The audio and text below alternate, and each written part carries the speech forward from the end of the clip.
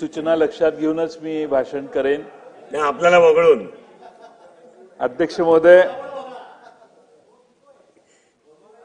अलीकडं कुंभमेळा झाला, आता सिंहस्थ 28 महिन्यावर आलेला आहे आणि एवढं मोठं बजेट आणि त्यात सिंहस्थाला 1 रुपया पण दिलेला नाही। अध्यक्ष महोदय, त्या भागातले प्रतिनिधी म्हणून भुजबळ साहेब पूर्वी आम्ही मंत्रिमंडळात एकत्रित काम केलं, त्यावेळी सिंहस्थ मेळावा येण्याच्या आधी 3 वर्ष आधी याची तरतूद करून खर्च करून त्याच्यावर उत्तमपणाने काम झालं। पण हे सरकार या बाबतीत सिंहस्थ मेळाव्याबद्दल उदासीन आहे आणि अध्यक्ष महोदय, ही अतिशय गंभीर बाब आहे।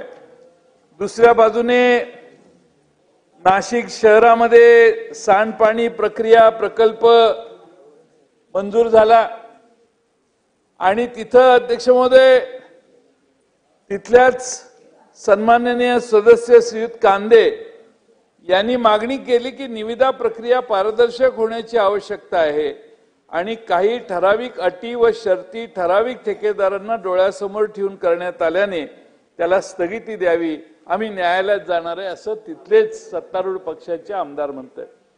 अध्यक्ष महोदय, आता सिंहस्थ कुंभमेळ्यात भाविकांना स्वच्छ पाण्यात स्नान करायला मिळावं म्हणून सांडपाणी प्रक्रियाची व्यवस्था वाढली पाहिजे आणि अध्यक्ष महोदय, आता नुसते प्रोजेक्ट सुरू झाले तर तिथल्या स्थानिक भारतीय जनता पक्ष आणि शिवसेना या आमदारांचा त्या प्रकल्पावर लक्ष अतिशय आस्थेने आहे, त्याबद्दल माझी काय हे नाही, पण त्यावर एवढं लक्ष आहे की हा प्रकल्प टेंडर काढायला देखील बऱ्याच आव्हानांना या प्रकल्पाला तोंड द्यावं लागेल असं मला वाटतं।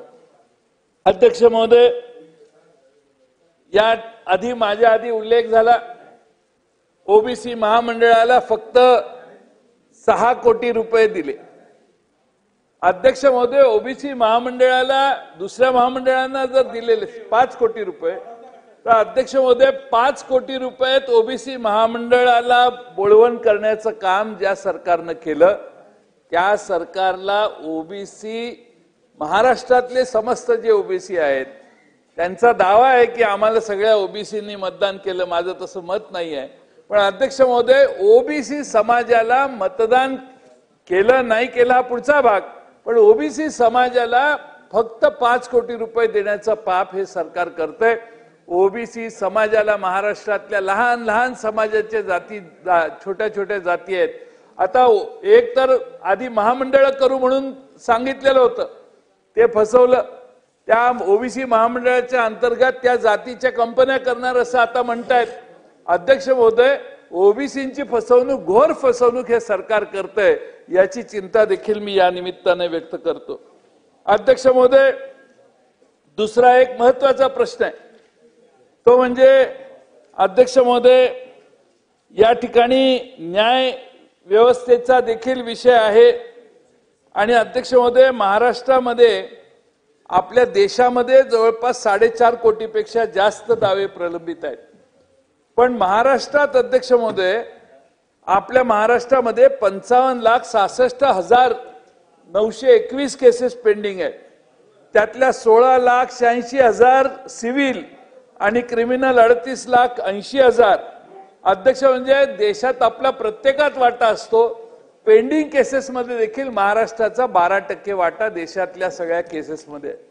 अध्यक्ष महोदय, त्यासाठी सरकार काय करणार, सरकार कोणता दृष्टिकोन दाखवणार हे अध्यक्ष महोदय या ठिकाणी आपल्याला कळलं पाहिजे आणि म्हणून अध्यक्ष महोदय बजेट किती केलं आणि ऍक्च्युअली खर्च किती केला याचं जर गणित काढलं तर अध्यक्ष महोदय बजेटेड अमाउंटच्या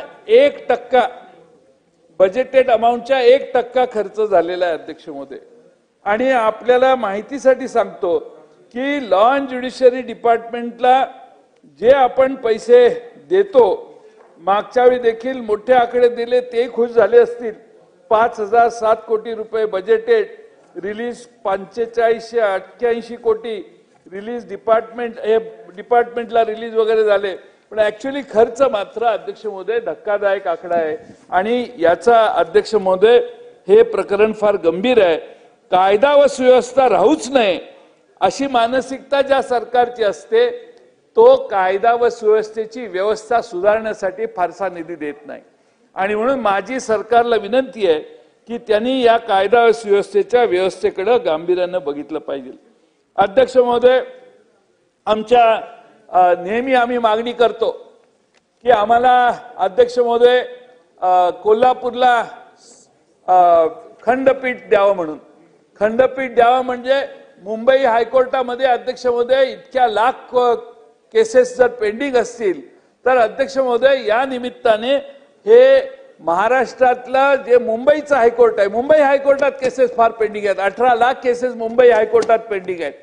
त्या 18 लाख केसेस पैकी अध्यक्ष महोदय माझी विनंती आहे, जर कोल्हापूरला सर्किट बेंच किंवा खंडपीठ जर काढलं तर या 18 लाख केसेस मधले 8 लाख केसेस डायव्हर्ट होऊ शकतात आणि म्हणून पुन्हा एकदा सरकारने कायदा व सुव्यवस्था जर वाढवायची असेल तर कोल्हापूरचा सर्किट बेंच, कोल्हापूरचं खंडपीठ याला लवकरात लवकर मंजुरी आणण्याचं काम सरकारने करावं एवढी माझी विनंती आहे.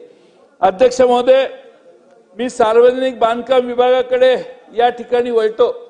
आता अध्यक्ष महोदय, आपणही विरोधी पक्षात काम केलेलं आहे. तुम्ही ज्यावेळी गाऱ्हाणं मांडतात त्यावेळी त्या खात्याचे मंत्री बसले पाहिजेत की नाही. आता एकटे सावे साहेब सामाजिक न्यायाचे आहेत म्हणून मी ओबीसीचे म्हणून मी ओबीसींची व्यथा मांडली. बाकी बांधकाम खात्याचे मंत्री नाही आहेत. कुठे आहेत? राज्यमंत्री आहेत. बांधकाम आपल्याकडे आहे. यंत्रणांचं लक्षात राहत नाही आजकाल. नाही, ते अशा ठिकाणी जाऊन बसलेले आहेत की ती मंत्र्यांची जी रेषा आहे त्याच्या पलीकडे जाऊन बसलेले आहेत. पण हरकत नाही, ते आहेत. नगर विकास विभागावर बोलायचं आले बांधकाम मंत्री. माझा आवाज ऐकून लगेच आले. मी त्यांचं स्वागत करतो. तुमचं त्यांचं आणि अध्यक्ष महोदय, नगर विकास विभागाचे मंत्री कुठे आहेत?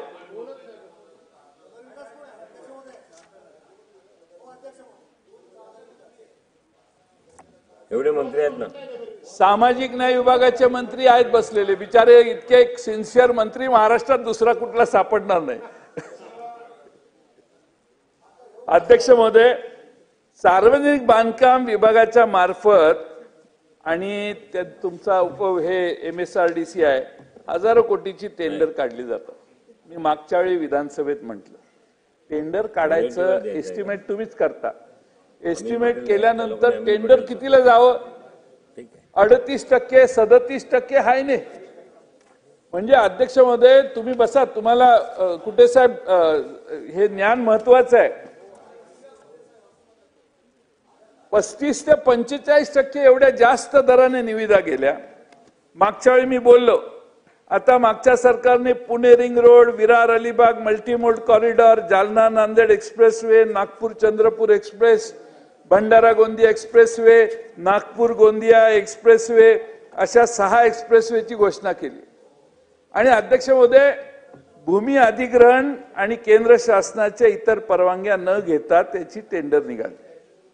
अध्यक्ष महोदय, ग्रामपंचायतीचाही ठराव लागतो ग्रामसभेचा आपल्याला. त्याची कुठल्याही गावाला विचारलंच नाही तुमच्या गावातनं रस्ता नेऊ का नको नेऊ. अध्यक्ष महोदय, आणि ठराविकच 4 कंपन्यांनी वेगवेगळे टेंडर भरले. अध्यक्ष महोदय, आता वाटप करताना मेगा इंजिनिअरिंगला L1 असेल तर नवयुगाला L2 दिलं जातो. सर्व प्रकारची टेंडर ही ठराविक लोकच भरतात. जालना नांदेड एक्सप्रेसवे मधील कामावर जानेवारी 2025 पर्यंत 3 जिल्ह्यातून हा रस्ता जातो.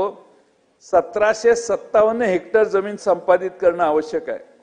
सरकारी आकड्यानुसार 1292 हेक्टर जमीन अजून संपादित झालेली आहे, म्हणजे 73.6%. पण मावेजा किती वाटप झाला तर 862 हेक्टर म्हणजे 52%. अध्यक्ष महोदय, सार्वजनिक बांधकाम विभागाने 14 ऑक्टोबर 2024 रोजी एक शासन निर्णय केला. जालना ते नांदेड या मार्गासाठी निविदा स्वीकृत देण्यासाठी 70% भूसंपादन असावं असं नमूद केलंय त्यात. पण अध्यक्ष महोदय, 52% मावेजा वाटप झाला, मावेजा दिल्याशिवाय ते पूर्ण धरत नाहीत. 52% यांनी कामाला सुरुवात केली. निविदांना स्वीकृती देण्यात आली. एवढी काय घाई झालेली होती? लोकसभेच्या निवडणुकीच्या आधी हा उद्योग जो झाला, एवढी काय घाई झालेली होती की जमीन अक्वायर करायच्या आधीच आपण अध्यक्ष महोदय 52% जमिनीचा मोबदला दिलेला असताना आपण कार्यारंभ सुरू केला. अध्यक्ष महोदय, एक्सप्रेस वे आहे मला मान्य आहे, पण त्याचे पैसे खर्च करताना सगळे बाकीच्या गोष्टी असतात. अध्यक्ष महोदय, दुसरा एक महत्वाचा यांचं वैशिष्ट्य असं आहे की या सगळ्या कंपन्यांनी सगळ्या म्हणजे काही कंपन्यांनी शासनाची रॉयल्टी बुडवून मोठ्या प्रमाणात गौण खनिजाचं उत्खनन केलेलं आहे. माझ्याकडे पुरावे आहेत. या शासनाच्या महसूल बुडवणाऱ्या कंपन्यांच्यावर कारवाई केली जावी. अध्यक्ष महोदय, मी एक तक्रार झालेली होती सातारा जिल्ह्यात. कलेक्टरने तपासायला व्यवस्था केली, तपासणी झाली, तहसीलदाराने दंड केला होता 105 कोटी रुपये. दुसऱ्या तहसीलदार त्याच्यावरच्या याने तो रद्द केला म्हणून तक्रार झाली. सातारा जिल्हाधिकाऱ्यांनी तपासलं, त्यांनी मला सांगितलं दूरध्वनीवर की बरोबर आहे तुमचं, त्याच्यावर आम्ही योग्य ती कारवाई करू. त्यानंतर सातारा जिल्ह्याचे अधिकारी बदलले, दुसरे आले. आता त्या प्लॉटच्या ऐवजी दुसऱ्या प्लॉटवर आम्ही उत्खनन केलेलं होतं, त्यात आम्ही केलंच नाही असं आता रेकॉर्ड केलेलं आहे. म्हणून त्याचा कुठलाही दंड लावायचा प्रश्न नाही. म्हणजे एवढा फ्रॉडपणा यापूर्वी महाराष्ट्राने कधी अनुभवलेला नाही. का पुरावे आहेत मी तुम्हाला सांगतो. आणि साताऱ्यात जी व्यवस्था झालेली अध्यक्ष महोदय, जे उत्खनन केलं ते प्लॉट तिथं आहेत, मग ते उत्खनन कुणी केलं हे बघायची देखील काळजी हे महसूल विभागाची व्यवस्था करत नाही. आणि म्हणून अध्यक्ष महोदय, मी उदाहरण देतो अध्यक्ष महोदय की किती आपण या ठिकाणी कर्ज उभा राहून हे रस्ते करतोय, पण अध्यक्ष महोदय किती कॉन्ट्रॅक्टरांचं उखळ पांढरं करायचं. मी एक उदाहरण देतो. नॅशनल ऑथॉरिटी ऑफ इंडियाने छत्रपती संभाजीनगर मध्ये सावताडा ते शिवपूर नॅशनल हायवे क्रमांक 561 मधील रस्त्याचे चौपदरीकरणाचे काम EPC टेंडर नुकतेच काढले होते. टेंडर कॉस्ट 244 कोटी होती. BRN इन्फ्रास्ट्रक्चरला ते फक्त 138 कोटीने म्हणजे 43% बिलोने केंद्र सरकारचं काम देण्यात आलं. तसंच वाटूर ते जिंतूर रोड नॅशनल हायवे 752 क्रमांक 181चं टेंडर 115 कोटीला म्हणजे 36% कमी दराने केलं. माझ्याकडे पेठ नाका टू सांगली रस्ता आहे, 46% बिलो रेटने गेलं आणि आज तो रस्ता दुसऱ्या कुठल्याही रस्त्यापेक्षा उत्तम झालेला आहे. आणि त्यामुळे अध्यक्ष महोदय, आपण पेठ या ठिकाणी मी हे यासाठी सांगतोय की MSRD कॉन्ट्रॅक्ट जर 35 आणि 40% टेंडर एस्टिमेट कोण केलं? यांनीच केलं, आम्ही नाही केलेलं. त्यांनी एस्टिमेट केलं, टेंडर काढलं आणि टेंडरच्या वर 37% आहे, 35% आहे. आणि नितीन गडकरी बिचारे तिथं 43% मायनस ते टेंडर देऊन बसलेत, मोकळे झाले. त्यांनाही दुःख वाटत एखाद्या वेळी हे बघून, हे कारभार बघून. 30% मायनस, 35% मायनस. आणि दुसऱ्या बाजूने 30 आणि 35% 70% फरक साहेब एखाद्या आणि कम्पेअर केलेत मी. माझ्याकडे दोघांचे कंपॅरिझन आहे, काही फारसा फरक नाही कुठल्याही स्पेसिफिकेशन मध्ये. आणि म्हणून अध्यक्ष महोदय, रस्ते काढायचा आग्रह का आहे? रस्ते झाले पाहिजेत. लोकांनी किती आंदोलन केलं तर काय त्याचं मूळ ह्याच्यात आहे का, याचा विचार करणं अध्यक्ष महोदय आवश्यक आहे. अध्यक्ष महोदय, या ठिकाणी जालना नांदेड एक्सप्रेसवे मधील पॅकेज 1चं 1949 कोटीचं काम ॲपको इन्फ्रास्ट्रक्चरला 2649 कोटीने दिलं, म्हणजे 35.87% जास्त केलं. पॅकेज 2चं काम 1870 ॲपको याच कंपनीला 2522 रुपयाने, 2522 कोटीने म्हणजे 34.86% जास्त. अध्यक्ष महोदय, नॅशनल हायवे जे काम करतं आणि महाराष्ट्रात काम जे केलं जातं, अध्यक्ष महोदय 90 ते 95% स्पेसिफिकेशन सेम आहेत. आणि अध्यक्ष महोदय, हे धक्कादायक आहे, हे अध्यक्ष महोदय या ठिकाणी सांगणं गरजेचं आहे. आज अध्यक्ष महोदय, एक रस्ते विकास महामंडळात एक चीफ फायनान्स ऑफिसर आहेत मच्छा नावाचे. तुम्ही तुमचं ते खातं नसलं तरी तुम्ही चौकशी करा. हा मच्छा तिथं किती वर्ष बसलेला आहे. रिटायर होऊन तिथेच आहे. मच्छा चीफ फायनान्स ऑफिसर आहे. हा म्हणजे एक कनिष्ठ अधिकारी त्याचं ते डेझिग्नेशनही नाही आहे.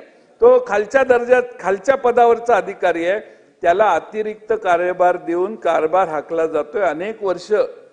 आणि कनिष्ठ अधिकारी असताना अध्यक्ष महोदय त्याला एवढी कामाची जबाबदारी देणं हे त्याच्यावरही अन्यायकारक आहे. तर त्याचं जरा काहीतरी विचार सरकारने केला तर जरा बरं होईल.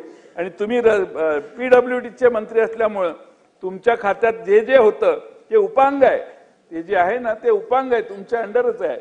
त्यामुळे तुम्ही ठामपणाने याच्यावर निर्णय घ्याल अशी अपेक्षा आहे. आमच्याकडे अध्यक्ष महोदय विटा शहरातून जाणारा गुहागर विजापूर हा राष्ट्रीय महामार्ग पूर्ण होऊन वाहतूक सुरू झालेली आहे. पण विटा खानापूर या शहराला वळण रस्ते बनवलेले नाहीत. आणि त्यासाठी मंत्री महोदयांनी कारण बऱ्याच वाहतूक कोंडीला लोकांना पुढे जावं लागतंय त्यासाठी आपण लक्ष घालावं. नगरविकास खात्याचे मंत्री येतील म्हणून हा कागद मी मागे ठेवला होता पण ते काय येण्याचा पत्ता दिसत नाही.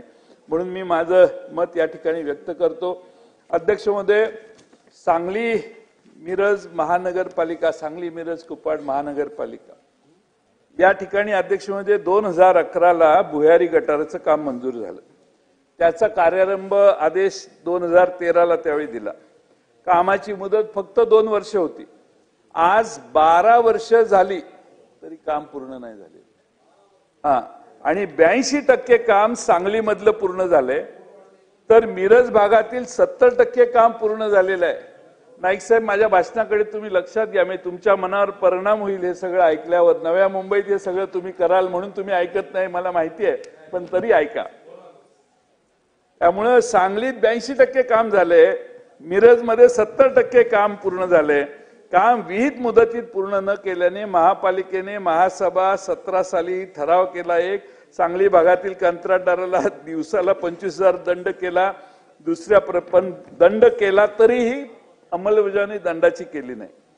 तर अध्यक्ष महोदय, सदरचा ठराव विखंडित न करता आयुक्तांनी 21 पासून फक्त रनिंग प्रमाणे काहीतरी 1.5 कोटी वसूल केले. मिरज भागात महासभेने 15,000चा दंड केला, त्याचीही वसुली झालेली नाही. अध्यक्ष महोदय, आज देखील काम अपूर्ण राहिले आणि सदर योजना पूर्ण करण्यासाठी अजून 24 कोटीची आवश्यकता आहे. सांगली मिरज कुपवाड हे प्रमुख आमच्या जिल्ह्याचं प्रमुख शहर आहे आणि त्यातल्या भुयारी गटाराकडे एवढं दुर्लक्ष सरकारने करणं योग्य नाही. म्हणून माझी मागणी आहे ती 24 शेवटचे 3च मुद्दे राहिले, थोडक्यात करतो. 24 कोटी रुपयाची आवश्यकता आहे. तर माननीय शिरसाट साहेब, आपण नगरविकास मंत्री महोदयांना आज आमचा निरोप द्या आणि हे 24 कोटी रुपये लवकरात लवकर द्यावेत ही विनंती. अध्यक्ष महोदय, आमच्या इस्लामपूरला देखील नगर विकास विभागाने 17 साली भुयारी गटार योजनेसाठी 69 कोटी 42 लाख मंजूर केले. अनेक कारण देऊन मक्तेदारांनी 23 साली ते काम बंद केलं. सिवेज ट्रीटमेंट प्लांट पूर्ण न केल्यामुळे सर्वोच्च न्यायालयात प्रकरण आहे. मला वाटतं नगरपालिकेला काही दंडही चालू आहे. त्यामुळे जुनी योजना बंद करून सुधारित नवी योजना नगरपालिकेने प्रस्तावित केली आहे. पण DPR तयार करून तांत्रिक मंजुरी प्रशासकीय मंजुरीसाठी बराच वेळ जाणार आहे.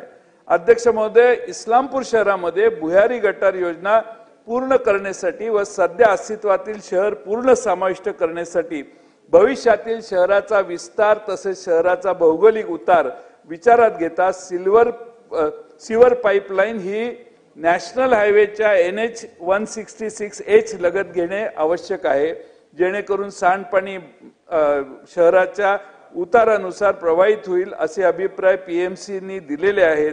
नॅशनल हायवेला समांतर भुयारी योजनेची पाईपलाईन टाकण्याशिवाय अन्य पर्याय नाही आणि सद्यस्थितीत पेठ सांगली नॅशनल हायवेचं काम प्रगतीपथावर आहे. कॉन्क्रीटचं काम चालू आहे.